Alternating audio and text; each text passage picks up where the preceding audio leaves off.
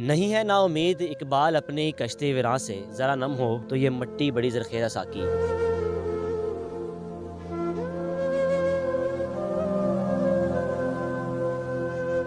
1973 में पैदा होने वाले अरशद शरीफ, जो कि अब इस दुनिया फ़ानी से इंतकाल कर गए हैं, उनको कीनिया में 9 गोलियां मारकर शहीद कर दिया गया।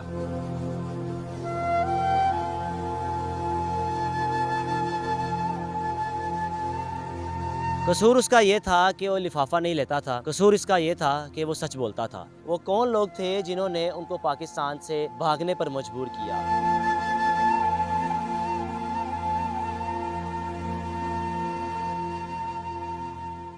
नहीं है ना उम्मीद इकबाल अपनी कश्ती विरां से, ज़रा नम हो तो ये मट्टी बड़ी ज़रख़ेज़ साकी।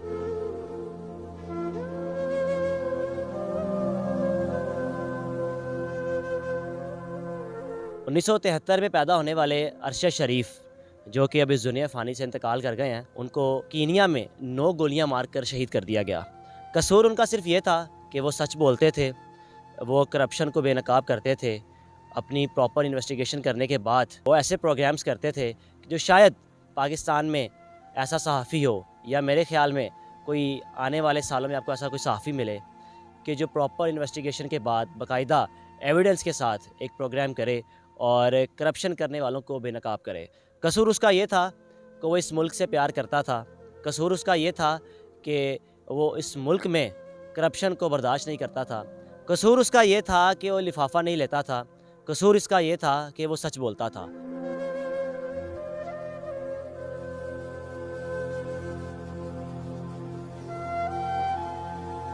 ये वो जगह है जहाँ पर अरशद शरीफ साहब को दफनाया जाएगा। उनकी जो डेड बॉडी है तकरीबन रात को 1 बजे इस्लामाबाद एयरपोर्ट पे पहुँचा दी जाएगी। इसी कब्रिस्तान में उनके भाई और उनके वालिद साहब दफन हैं, जिनकी वफ़ात 9 मई 2011 को एक ही दिन में हुई थी। वालिद साहब तो हार्ट अटैक से फ़ौत हुए थे, लेकिन भाई जो कि मेजर थे और कोयटा से बग़ैर प्रोटोकॉल के अपने वालिद साहब का जनाजे में शिरकत के लिए घर आ रहे थे कि रास्ते में उनको दहशतगर्दों की जानिब से उन पर हमला किया गया और उनको शहीद कर दिया गया। यहाँ पर अरशद शरीफ साहब को भी जुमेरात के रोज़ दफन कर दिया जाएगा।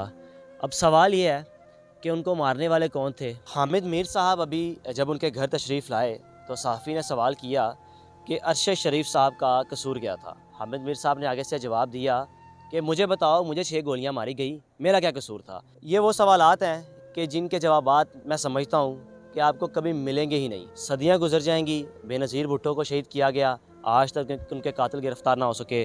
पाकिस्तान में ऐसी ऐसी अमवात हुई, ऐसे ऐसे हादसात पेश आए कि कभी भी उन कातिलों तक नहीं पहुँचा गया कि वो कौन लोग थे कि जिन्होंने अरशद शरीफ साहब की भी जान ली। वो कौन लोग थे जिन्होंने उनको पाकिस्तान से भागने पर मजबूर किया। वो कौन लोग थे जिन्होंने दुबई में रहते हुए उनको वहाँ पर भी उनके लिए मसले मसाइल पैदा किए और उनकी हुकूमत को कहकर उनको डिपोर्ट किया। इस जगह पर जब अरशद शरीफ साहब को दफन किया जाएगा तो उनके बच्चे आएंगे, उनके घर वाले आएंगे, उनकी वालदा आएंगी, आगे गुफ्तगू करेंगी, उनसे पूछेंगी कि हमारा क्या कसूर था कि आप बच्चे आपके जवान हैं, अब हमें छोड़ कर चले गए हैं।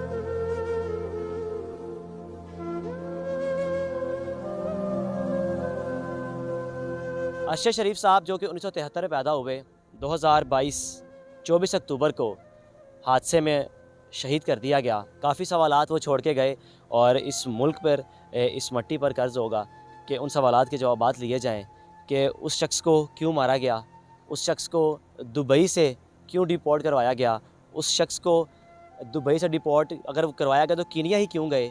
कीनिया में पुलिस की जानिब से जो ये कहा गया कि हमें ये ख़बर मिली कि शायद इस गाड़ी में किसी बच्चे को अगवा करके लेके जाया जा रहा है।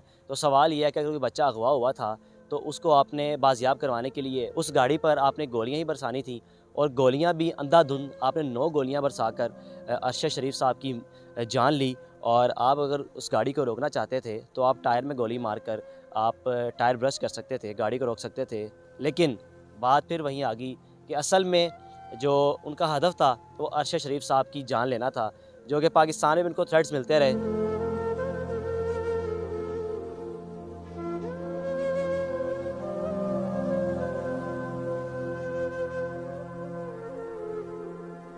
ये वो कब्रिस्तान है जो कि H11 पुलिस टाउन इस्लामाबाद में है। यहाँ पर उनकी तदफीन की जाएगी और अभी बस जगह मुख्तस की गई है कि जहाँ पर उनको दफनाया जाएगा।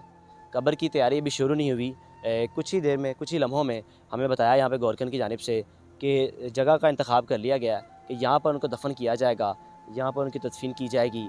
कुछ लम्हों में इस कब्र कुशाई शुरू हो जाएगी और कब्र को तैयार किया जाएगा। उनकी डेड बॉडी अगेन बताता चलूँ, रात को 1 बजे इस्लामाबाद एयरपोर्ट पे पहुँच जाएगी। उनके बच्चे सवाल करेंगे, उनकी बीवी, उनकी वालदा को मैं सलाम पेश करूँगा। जब उनकी वालदा की वीडियो देखी तो मैं ख़ुद भी उनकी वालदा पर मुझे एक प्राउड फ़ील हो रहा था कि किस तरह 2 बेटे शहीद हो गए। जो ख़ावंद है वो दुनिया से चले गए, लेकिन उसके बावजूद उनके हौसले बुलंद थे और एक ही बात कह रही थी कि मेरा बेटा वाक़ई सच्चा था, मेरा बेटा सच बोलता था। सच बोलने का नुकसान ये है कि मेरे बेटे को 9 गोलियाँ मारकर शहीद कर दिया गया। अल्लाह ना करे कि इसके बाद कोई और सहाफ़ी इसका निशाना बने। अल्लाह ना करे कि इसके बाद कोई और ऐसी मौत का सामना करना पड़े इस पाकिस्तान को कि जिसका इस मौत का सदमा मेरे ख़्याल में बर्दाश्त करना नामुमकिन सी चीज़ है।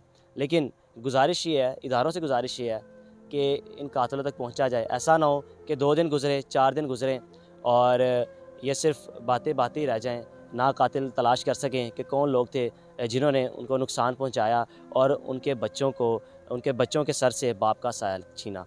अपने मेज़बान को इजाज़त दीजिए। अल्लाह हाफ़िज़।